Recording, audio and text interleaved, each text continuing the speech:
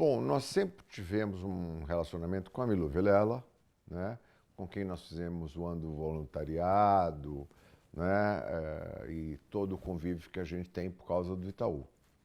Só que ela nos trouxe uma coisa que era infinitamente maior, porque era uma coisa que era um movimento de nação, né? Era uma coisa comovente, inclusive, que não pertencia a ninguém, era de todos, né?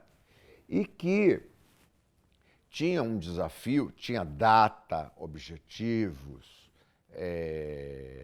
como é que se diz? Tinha metas claras, ou seja, era um sonho todo quantificado, né? Data para acabar, 2022.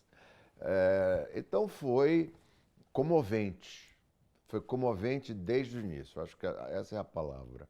É uma comoção, é a capacidade de agregar, não é? Como a gente fez na cerimônia de lançamento, em que você via o presidente do Itaú e do Bradesco, você via empresas concorrentes juntas, porque é um movimento de todos. Esse ano,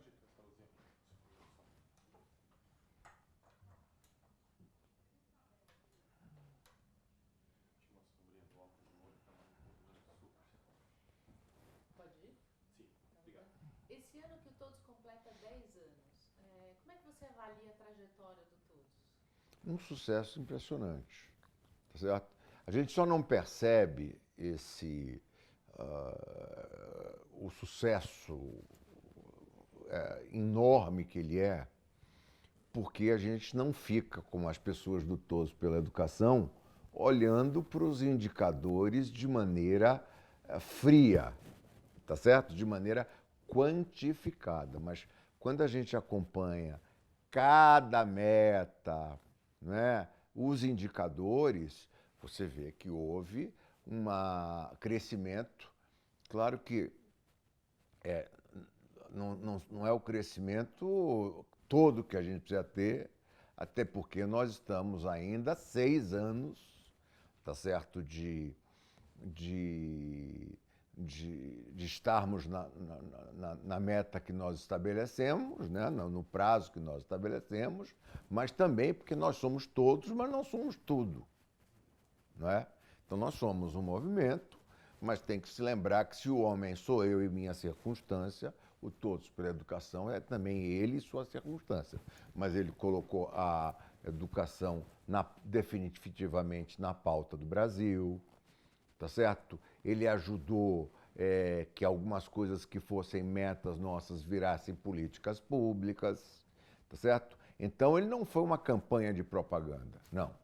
Ele é um movimento pela educação, muito bem concatenado, abraçado por pessoas da maior representatividade dentro do leque da sociedade brasileira, e aí de uma maneira diagonal, né? Gente abastada e gente abastada de ideias.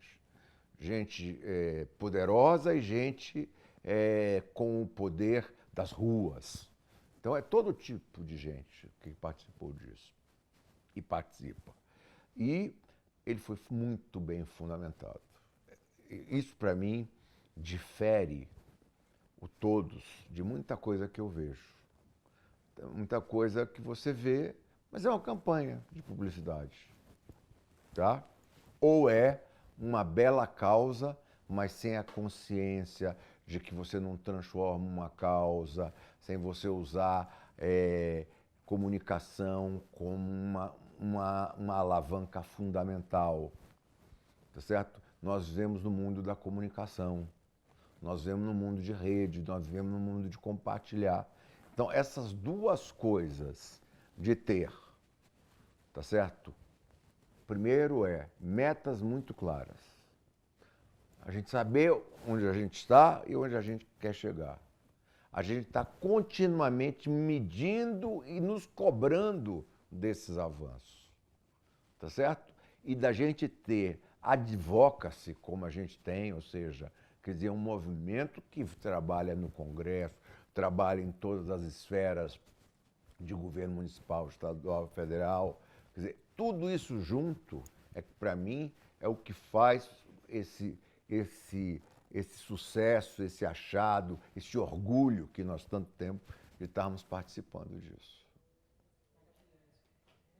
Você nem precisa de entrevistador, já fica respondendo tudo que eu vou perguntar, você já respondeu. Mas vou te forçar ainda e fazer você repetir. Eu queria que você dissesse, ninguém melhor que você para dizer qual a importância da comunicação para ajudar, para contribuir para impulsionar os objetivos do todos. Como é que você vê a importância da comunicação para todos? Bom, eu acho o seguinte, acima de tudo, o todos é porque ele é uma verdade, certo? Ele é uma verdade, ele não é um produto, ele não é uma campanha publicitária, não. Ele é um movimento, ele é um plano de país estruturado que tem perna, que tem braço, que tem cabeça, que tem coração, tá certo? Mas que também precisa ter boca, não é? Precisa ter boca. Então, ele tem, porque você não consegue mudar. Se você não conseguisse que as mães vissem na educação brasileira deficiências, a educação não estaria na pauta, certo? Porque, veja bem, há aí uma coisa que é o seguinte, o Brasil sempre teve uma educação muito primária. No momento em que o basiquinho, fica um pouco de basicão, as pessoas acham que aquilo é uma melhora. Só que a barra da gente tem que estar lá em cima. O Brasil não pode ser melhor que o Brasil. O Brasil tem que ser melhor que a China, que a Índia. O Brasil tem que ter a capacidade de concorrer com o mundo, de se adaptar ao mundo que ele é, né? Entendeu? Então, eu acho que é o seguinte, agora, esta compreensão contínua de não parar de ser um movimento estruturado, articulado, político, não por fazer política, mas por fazer política pública. Então, é um movimento que como é que se diz? É articulado, é politicamente representativo, conversa com todos os lados, é apolítico, tá certo? Não tem rótulos, não é? Mas que tem também a profunda consciência da importância da comunicação para fazer na sociedade, nos reguladores, na classe política de todas as esferas, as mudanças necessárias e a adoção dessa pauta tão fundamental para o Brasil. Entre tantos desafios que a gente enxerga aí pela educação, você mesmo disse, né? A gente fez uma parte, todos, mas não fez tudo. Destaca algum desafio futuro que a gente tenha, que você vê que o todos tem papel fundamental para a gente resolver esse desafio? Essa parte eu não sei responder. Não tem problema, Lisa. Falei para a Marô que se você quisesse, a gente podia falar sobre isso, mas não precisa falar sobre os principais desafios. A gente já fez várias entrevistas em que as pessoas falam isso. Acho que você fica mais com a parte de... Eu não sei. Então, eu vou falar uma outra pergunta, tá? Para você que acompanha... Mas você pode me dizer, eu posso responder. Não, é porque é muito relativo. Hoje a gente tem... A principal questão hoje do nosso país é a formação de professores. Uhum. Se a gente tivesse que apostar em uma coisa, existem outras. E a gente tem muito a questão da juventude. Agora, de que forma que a gente... Que juventude? O jovem participando, o jovem atuar, isso é o que vai fazer o futuro também do nosso país. O jovem atuar em que sentido? O aluno realmente estar na escola, ele ter uma Tá. escola que faça sentido para ele e ele Ok. querer ficar nessa Eu sei escola. responder isso. Então, beleza. Posso perguntar de novo? Vamos lá. Bom, então assim, fala um desafio que a gente tenha futuro, que você entende que o todos tem um papel fundamental para ajudar a contribuir a vencer esse desafio. Bom, eu posso definir esse desafio com uma palavra: professor. Não dá para fazer a educação que a gente quer sem a valorização do professor, sem que as pessoas queiram ser professores, sem que as pessoas sejam motivadas a serem professoras, sem que as pessoas sejam remuneradas devidamente a serem professores, enfim, que a palavra professor seja um valor. Em qualquer lugar do mundo, teacher é uma coisa da maior importância. É um cargo tão importante quanto bilionário, quanto celebridade, quanto superstar. Por exemplo, eu que viajo, né? Você vai a Davos, você vê no mesmo palco bilionários, celebridades, políticos e professores. Ou seja, se o professor não virar uma instituição, uma autoridade, e isso, todo, assim, desde o salário, das condições de trabalho, do respeito, de como ele é percebido nas famílias, de como ele é respeitado nas comunidades. Se essa cadeia de valor não se formar em torno do professor, a gente não vai chegar o que a gente precisa chegar em 2022. Isso é uma coisa.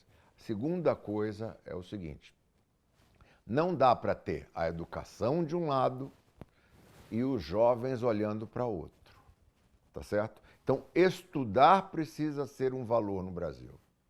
Precisa ser um valor, tá certo? Tem que ser um valor.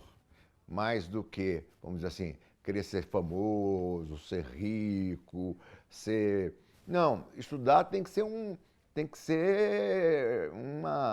uma coisa que o jovem abrace, né? Abrace e veja naquilo o caminho, a verdade e a vida, né? Que ele veja nisso. Qual é o caminho? Se você pegar qualquer grande sociedade do mundo, qualquer sociedade que esteja sã, tá certo? Você vê que os jovens estão abraçando a educação com toda a paixão. Quem inventou o Facebook, o Google, o Twitter e todas essas maravilhas tecnológicas foram jovens educados. Então, é isso que nós precisamos ter. Nós precisamos ter professor valorizado, tá certo? E o jovem absoluta, que ele compre na educação como um valor nacional.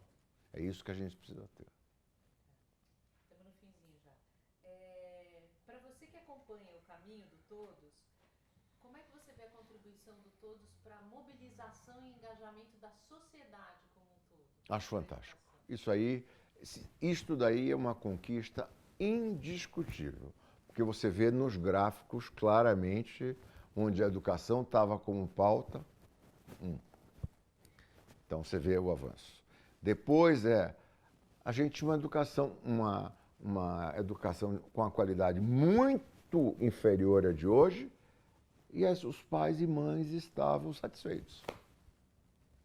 Tá certo? Então nós plantamos um desconforto, um questionamento.